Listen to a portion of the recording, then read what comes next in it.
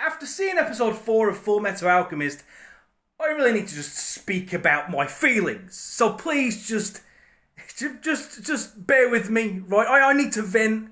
I can't just type away because that has affected me. That was traumatic. It was disturbing, and it's weighing heavy on my soul and in my heart, right? So let me just get into it. So I discovered anime in 2020. It was COVID, I had nothing to do, I was housebound, and I was on Netflix, I found Demon Slayer, and that was that. I fell in love with it and discovered anime. So I was going on my anime journey. I've made several posts in this page about animes I like, which ones which I don't, what my thoughts are, and eventually, inevitably, my anime journey took me to Full Metal Alchemist Brotherhood. Now, you people didn't warn me how dark and heavy this gets. So let me just get right into my thoughts on the show so far. First of all, I love alchemy. I love the idea of equivalent exchange. I think it's really well thought out. It's really well presented in the anime. I love it. We've got the Full Metal Alchemist. I love that everyone assumes his brother is a Full Metal Alchemist because he's a big piece of armor, right? You would assume that. I love that.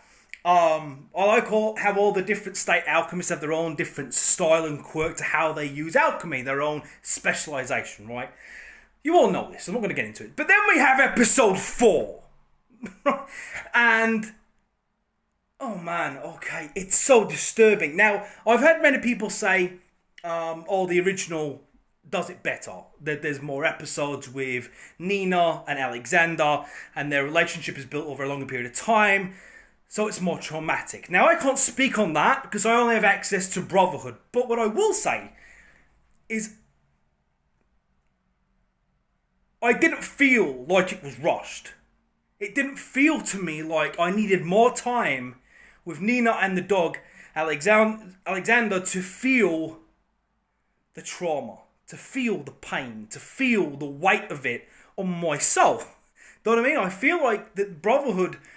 Do you know the amount of writing prowess you need to make someone care enough about characters they've just been introduced to and care enough to feel mentally violated by what happens to them inside of 20 minutes? That speaks volumes on how well Brotherhood is written, how well it is presented, and how well the information is given to the viewer. Like, oh, Jesus Christ. It was so many things were traumatic about it. It was they walk into the house and you know in your soul something's wrong. It's dark, it's eerie, no one's responding, and immediately, I'm getting flashbacks of when the dad is like, hey Nina, do you want to play with dad tomorrow? Because she's always been sad that he's always studying. And she's so excited, and you see that excitement on her face. And she's like, you hear that, Alexander? That dad's going to play with us tomorrow. And they walk in, you know something's gone wrong. You know that the man was desperate to get his license again because he didn't want to suffer from financial hardship. You knew that he was willing to do pretty much anything, but you didn't know what the extent was. But something was very wrong, is what I'm saying. And then the brothers have made their way through, and then they open the door, and he has this smile on his face, and he's like, I did it. And it's what's really traumatizing about it is the pride in the man, right? He's so happy with his achievement. He's like, look what I've done. It speaks. And they're talking to it, and it's like, oh my God, it does speak. Great job. That's magnificent. And then the penny drops as it sort of remembers the brothers. And then the whole atmosphere changes. And it's like thick, and it's just your heart stops and you stop breathing, and you realise what has happened is beyond... It's the most sick, twisted, evil thing you could imagine as this innocent child, this complete innocent child that wanted nothing more than spend time with her dad and play with her dog, has been not just killed, because that would be a mercy. That would be so much better than the fate which befell her. She's been... I don't want to say it. She's been... dog, Alexander, have been merged. And you know this is true the moment they open the door when you see the dog in the long hair. You fucking know. You know. But there's a part of you which holds on to hope that maybe, just maybe, it's your mind being sick. And she's been... Alexander, Nina as one. Like a sick, twisted fusion. Oh, and it talks, and it's in pain, and it's... Oh, I mean, look...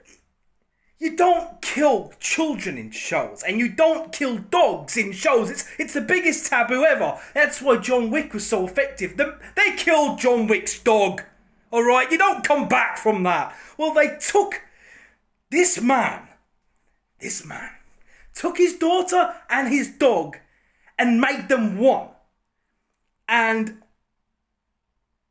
it's just heartbreaking to see it and to know that she's lost and the powerlessness of it, knowing that there's nothing anyone can do. That's it. And the man is still so prideful in it. Like, what? Like,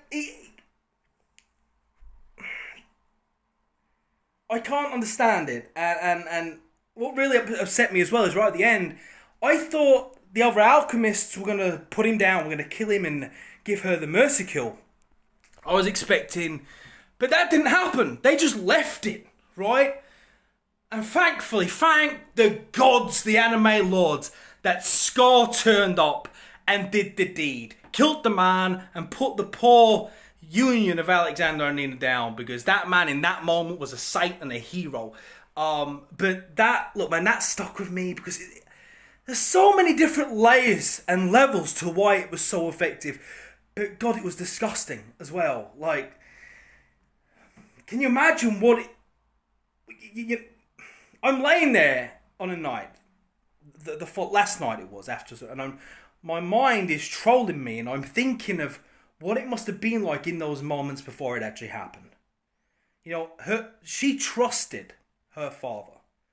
Unconditional love and trust. And he betrayed that in the most sick, twisted, vile way anyone could imagine. And I've never seen anything like it.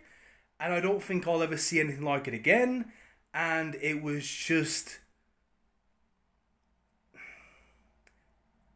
It really elevated the show. Because it wasn't just shock value for the sake of being shock value. It was just done so well, and you really felt that connection with the characters. You really felt for the brothers and just the powerlessness they felt in that moment, the hopelessness they had. You know, and it had a contrast. It had another layer to it where you know that the younger brother is thinking, you know, will I ever get my body back? You know, there's nothing we can do for Nina. What if there's nothing we can do for me too? And look, man, I've been talking for 8 minutes. I've been ranting on and on. I don't have anyone in real life who I can talk to anime about. Are you mental? There's no one in real life I can speak to anime about. You people are my people. So I needed someone to speak about this with. Like, what am I meant to do? Just hold this in? Bottle it up? I'll lose my mind. There you go, rant over. Jesus Christ. Episode 5. Let's see what's in store for me next, shall we?